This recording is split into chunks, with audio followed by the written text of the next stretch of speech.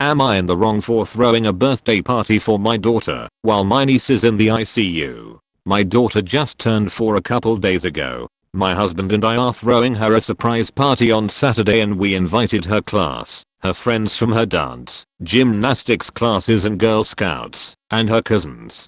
The problem is that my niece, 20, is in the ICU with sepsis. When my sister and Bill got the invitation for them and their kids, they have younger kids my daughter's age, I got a call asking why we were throwing a party for my daughter when their daughter is still in the hospital. I said that we can't drop everything because their daughter's in the hospital and that my daughter still deserves to have a birthday. My sister told me to postpone the party until their daughter's better and said my daughter won't notice because she doesn't know about the party anyway, but I still don't think that's fair to my daughter. She yelled at me for being unsupportive and accused me of trying to steal attention from her daughter / their situation and make my daughter the center of attention again. She's the baby in the family and has special needs, so she's usually the center of attention at family functions. Am I in the wrong for throwing a birthday party for my daughter while my niece is in the ICU? I'm very confused about why people should postpone a child's birthday party when in most places people still can't sit around a hospital waiting room because of COVID. Should they just sit at home twiddling their thumbs? Contrary to popular belief, the world truly does not stop when people get sick. I say this as someone who is chronically ill and has spent countless months in a hospital alone, while people I know and love celebrated their milestones. You can't just expect people to stop living their lives. Not the asshole. Sorry, that's just a load of bullshit. Celebrating a birthday party with family while a close family member is lying in the hospital close to death plus inviting the parents of said family member is not only in bad taste, it's disgusting. A 4-year-old can survive being told that because her cousin is very sick, mommy and daddy are planning to have the big party a little bit later. Throw her a small birthday with just you and the child if you want, but OFC you postpone the big party. What the hell is wrong with you and people commenting shit like this? You're the asshole, no doubt. Everyone sucks here. You're not the asshole for throwing and wanting the party. You are however the asshole for basically saying nothing to support your niece and her family. You just disregarded her situation. Everyone sucks here. You're not wrong for planning a birthday party for your child. But you are wrong for being heartless to your sister and her situation. Your sister can't expect people to not celebrate events in their lives because her child is in the hospital. You should be more sensitive to their situation and the stress they are currently under. You're the asshole. You having a party for your 4-year-old isn't the issue, but the callousness of sending invites to the parents of the sick child is tone deaf. A better, more sensitive thing is to have a party for the classmates and your daughter, so your child can enjoy their day, and then offering support for your sister. I hate to say it, but you seem to have main character syndrome. I can see why your sister feels as she does, but you're not the asshole and I'll tell you why. There's 2 reasons. One is that ICUs tend to not allow many people to be in the ward at any one time. I've personal experiences there. And secondly, if anything, your niece's situation should be a reminder that life is fragile and to celebrate those you love when you can. I wish your family well. Am I in the wrong for telling my wife that she cannot replace our dead son with our daughter? So, I and my wife Liana had our first baby young. I was 18 and out of high school when she got pregnant. Our son Liam was amazing. He was the most fantastic baby, and when he got older it turned out that he was something of a prodigy. Like at 14 years old he was learning university physics and his teachers were recommending us to let him skip grades so he could grad early. He begged us not to cause he loved his friends and didn't want to leave them. Like, he joined the basketball team for them, and it turned out he was also just fantastic at basketball. Then when he was 15 we lost him. Our daughter Mara was a year old when we lost him, and somehow we managed to keep on going, even though we both didn't want to. We've had 3 more kids since then, and we'll be adopting another, but the hole in our hearts will never be filled. So Mara is going to start high school and Liana has been pushing her so hard. She is an intelligent girl, not a prodigy in academics, but she is an insane tennis player and an amazing singer. Every time Liana pushes her, and she doesn't succeed academically, she comes to me and points out how Lian would have easily done it. She has never compared Mera to Lian in front of her face, but what if she hears what she says one day? It would crush her.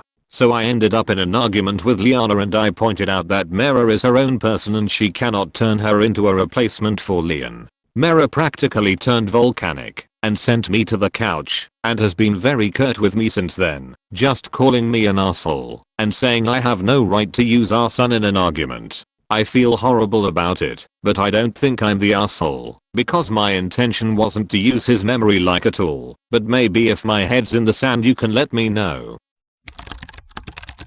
Mera practically turned volcanic and sent me to the couch. You're the asshole for this. If she was so mad at you that she couldn't stay in the same bed, then her ass could go sleep on the couch. No assholes here. I've been Mera and it sucks. You can never match up, never feel like you're worth the time that Lian was worth, and spend a lifetime grieving for a sibling you never really knew. I saw that you're in family counseling, which is great and totally necessary, but are you and your wife in private grief counseling? I know it's an extra burden in its own way, but it could really help to be able to air these grievances without any of your kids present. You remind me of my dad after this happened to our families. Though my brother's death was intentional, he and his ex reacted so differently that even now after 10 years they can barely talk to each other, when before they were very compatible co-parents. I really hope you and your wife are able to work things out. It's an impossible situation, but I'm sending you massive hugs. Not the asshole. Unfortunately she is the one using him as tool in comparison for your daughter. She will grow up to dislike or hate her mom if she keeps doing this. Your wife needs to seek therapy. Am I in the wrong for not wanting my trans daughter to attend her stepsister's wedding? So I, 45 female, have a trans daughter who is 20, female. I'm divorced. This is important because it serves as context to my situation. My ex-husband and I in the past were arranged for marriage in a very religious setting. Although I have broken off contact from their side of their family, I do maintain an amicable relationship with my ex for the sake of our daughter. My ex remarried and his daughter from the second marriage, my daughter's half-sister, is getting married soon. He has invited our daughter to be present. The problem is that, although we are in the UK, my ex-husband's side belongs to an extremely conservative culture, as well as the religion I used to be part of has certain complications regarding LGBT issues.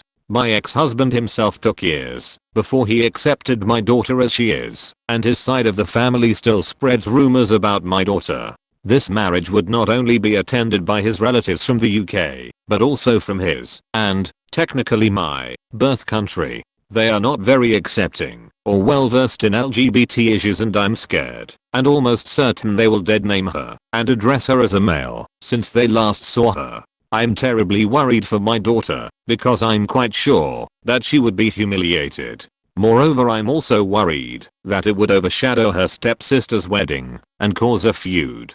Besides, regardless of the assurance I have gotten from my ex-husband, he may not be able to supervise my daughter at all times because he's the one overseeing the whole wedding and he can't be there to defend her if someone makes a snide remark or harasses her. I'm not invited to the wedding, so I can't be there to help her either. I have tried bringing up this subject to my daughter, but she says I'm just being paranoid, and in any case she says she would be able to manage them accordingly. My ex-husband's wife has also contacted me in private and asked if I would hold my daughter from participating, as she does not wish to answer or entertain provocative questions asked by other relatives on behalf of my daughter. She also does not want any drama to ensue at her daughter's wedding. With all this in mind, I once again consulted my daughter, but this time around she did not appreciate me being overprotective and voiced out that I would be an R if I didn't let her go because she is quite close with her stepsister and wants to support her.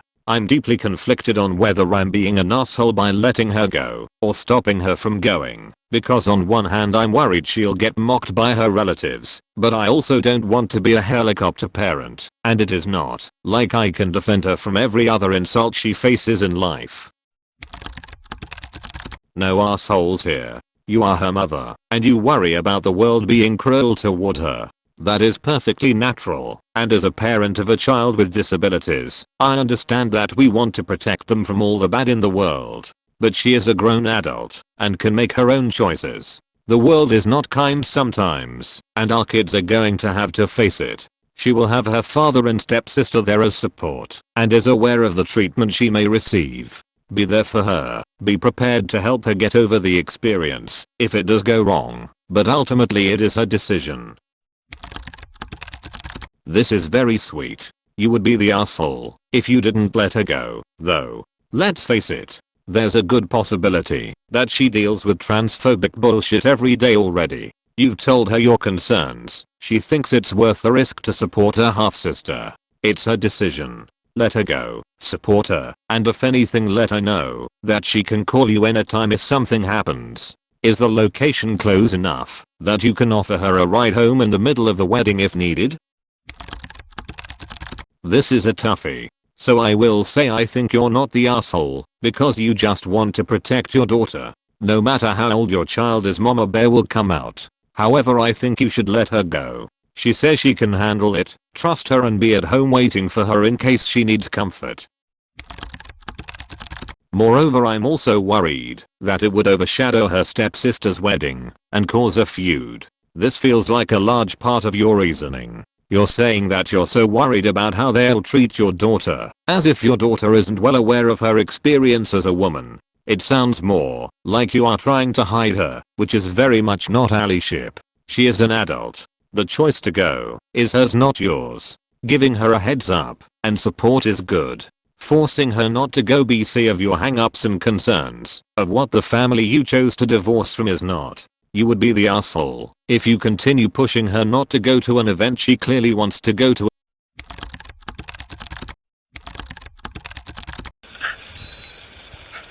Please subscribe, like, and comment who the biggest asshole is below. Thank you and see you all next time.